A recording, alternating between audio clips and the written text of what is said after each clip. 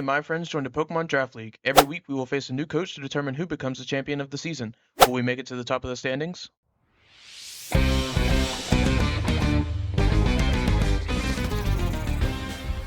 What is going on today, guys, and welcome to the Pokemon Draft Dynasty Draft League. This week, the Opelucid Roaring Moons are playing against Ints Danny Mac, coach of the Waukegan Wakes. Both of our teams are sitting at 0-1, so one team will walk out today with their first win.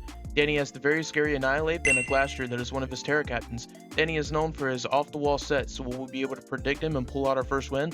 Let's take a look at the team we are hoping will do exactly that. First, we are looking at Lenny the Garchomp. Lenny is making his debut this week with a very interesting item, which is Mental Herb. Danny has a Scream Tail, so this lets us get an SD off and block the Encore from the Scream Tail the next turn. We are making sure we are faster than Zapdos, and since the only two Pokemon faster than Lenny are Maushold and Screamtail, I'm feeling really good about this set. We are carrying SD, Earthquake, Stone Edge for the Zapdos, and Poison Jab for the Screamtail and the Terra Fairy Glastrier. Next is Kachal the Talonflame. Once again, he is playing the defensive piece for this week and is carrying the heavy duty boots with the Flame Body ability. Talonflame can outspeed the entire roster and is just running the rest in bulk and some special attack. We are carrying Hurricane, that way we can continue to do massive damage to a bulk up Annihilate, and we have Will-O-Wisps, so we can burn the Annihilate and Roost for some recovery. Lastly, we have U-Turn, that way we can try to get one up on Heatran and get our Garchomp in to wreak havoc. Next is Deontay the Diancie, also making its debut here in week 2. Diancie is coming as our main Regidrago answer and can also double as a Zapdos answer. We are carrying the Air Balloon to try and call out a DD EQ Dragon move Regidrago and hopefully make sure he has no way to touch us. We are max HP and max special attack with Moonblast, Diamond Storm, Earth Power for the Heatran, and Stealth Rock Blast since my opponent's only removal is Maushold. Next is Big Z the Iron Bundle. He let us down a little last week damage-wise, so this week we are running modest choice specs to make sure that this thing hits like a truck. We are faster than the entire roster, and we are carrying Hydro Pump, Ice Beam, Freeze Dry, and U-Turn over Flip Turn, that way we can get around Vaporeon's Water Absorb. Next is Helicopter the Brambleghast. We are carrying Eject Button and the Wind Rider ability, all to try and counter this Zapdos. With Wind Rider, Zapdos will likely have to U-Turn on us, and with Eject Button that will switch us out instead and give us the opportunity to go into Iron Bundle. We are running nearly max HP and max speed, and we are carrying Spike since again my opponent's only removal is Maushold. And then we have Leech for some recovery, Power Whip for coverage, and Curse to try and help versus the Heatran or the Glastrier. Last is Chew Chainsaws the Low Kicks. This week we're using Terra Dark on it, and it will be terrestrializing ASAP in the battle.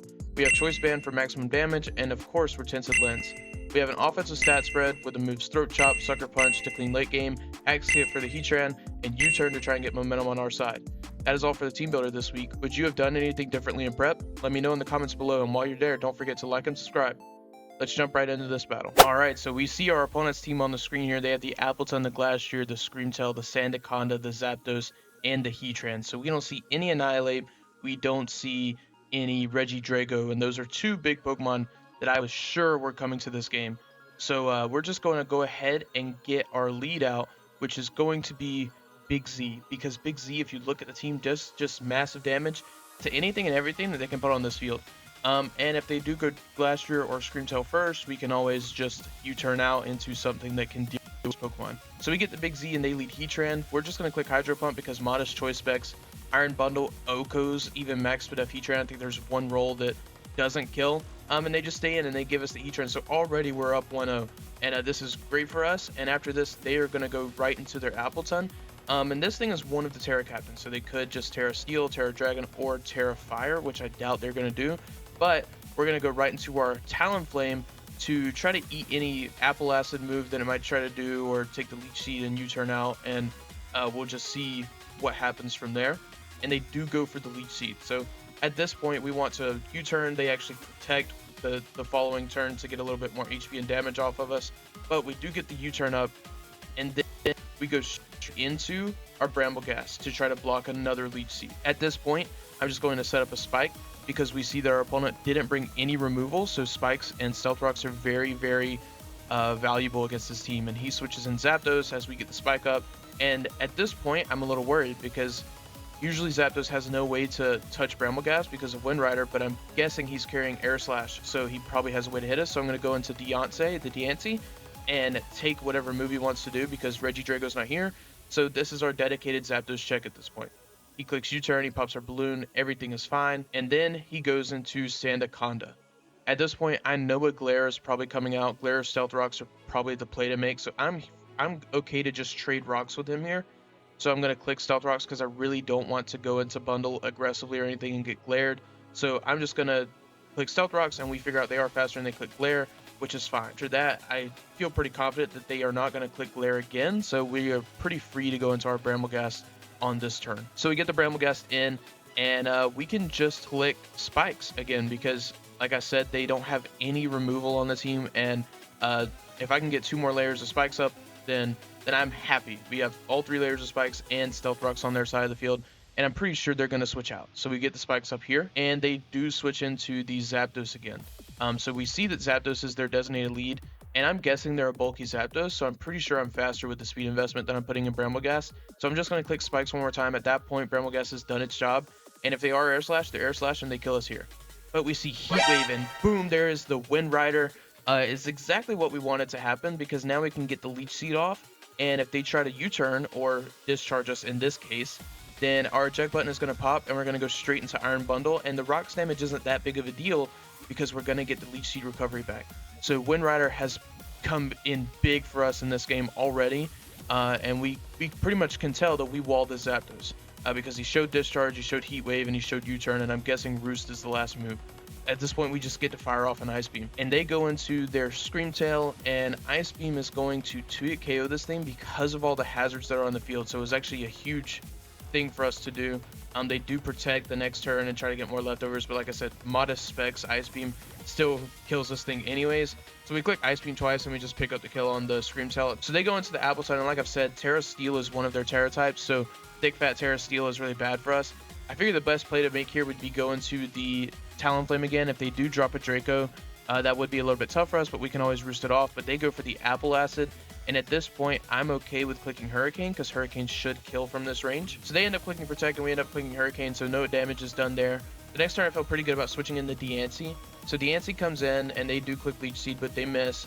So then we are going to go ahead and see that they are going to Terrasilize into their Terra Steel, so we're going to see our Moonblast doesn't do a lot of damage, but at the same time they just click Leech Seed, so it's not too big for us. I really thought they were going to Apple Acid here. I'm really trying to just sack off the Diancie, that way I can get an Iron Bundle, but they are refusing to kill the Diancie. So here I'm going to switch into 2 Chainsaws, predicting an Apple Acid or a Terra Blast. If they Terra Blast, we don't die to that either, and then I'm just going to click U-turn because U-turn kills from this range because Tinted Lens is a crazy ability. So we get the U-turn off, they click Protect. I'm guessing the next turn that they're going to predict us to U-turn again, but to be honest, there's not much they can do. They either give us Appleton here, or they try to go into Zapdos, which is what they do, and they try to get the static para off on us, which they don't actually get, which is pretty lucky for us because they do have 2 Pokemon paralyzed on our side of the field. And now is the time to proc Big Lenny. Big Lenny comes in, and I'm sitting at a spot right here where I need to try and make a prediction. If the Glacier is Boots, I cannot SD here because I don't kill with Stone Edge. It's not going to Terra. He's already used his Terra on Appleton, but it doesn't die to Stone Edge. If it is not Boots, it comes in on the hazards and it does die to a +2 Stone Edge. But I decided to just play it safe, just go ahead and get the damage and kill the Zapdos, and we don't SD, and then they bring in the Sandaconda, and I'm scared to get glared again, so I'm just going to go straight into Brambleghast again. They actually end up clicking Earthquake on us, which doesn't do a ton of damage. After this, we're pretty free to just click Power Whip. If we just hit all these Power Whips, the game is pretty much over. So we get the Power Whip off. They switch out right into their Glastrier, which we actually 2-hit KO at this point because, again, of all these hazards that are stacking up against their side of the field, all we need to do is break through Para and get the Power Whips off. And that's exactly what we do. We get through the Para, we hit the move, they bring the Appleton in again. The Power Whip kills because of all the hazards, so we just click it again and we break through again and we kill the Appleton. And then last is the Sandaconda, and they will outspeed us, but as long as we don't get crit by the EQ, we're good, and which we do not get crit by the EQ, so we just click Power Whip one more time, and we end up winning week 2 6-0 versus It's Danny Mac, and that's very surprising to me. I think my team just matched up very well into theirs. If there were things that I could do different, I think I would try to make sure that I am pressuring a Sandaconda a little bit more next time. I think the glares could have gotten a little bit out of hand, especially at the end if I were to get fully parried on the Brambleghast or something. I also think the Diancie set could have been a little bit different, maybe better suited for things like last year and stuff, because he didn't even end up bringing the Regidrago, so the air balloon was kind of useless, but it didn't end up mattering at all. And I think if I pressured with low kicks a lot more earlier, especially after the Heatran went down, then I don't run the risk of having all those glares happen, because low kicks is just doing an insane amount of damage to the entire team with like Terra Dark, Throat Chop, and Sucker Punch and stuff. So definitely could have pressured with low kicks a little bit more early, but overall I'm very happy with how I played this game. I think I improved a lot already in playing in game, because like I said last week, playing in game is a completely different skill than playing on Showdown, which is what I usually play. So this was really good for us. I think a really good practice game, and I look forward to facing my week 3 opponent. So that is where I'm going to leave you guys. If you like what you saw, like, comment, and subscribe, and I will catch you guys in the next one. See ya.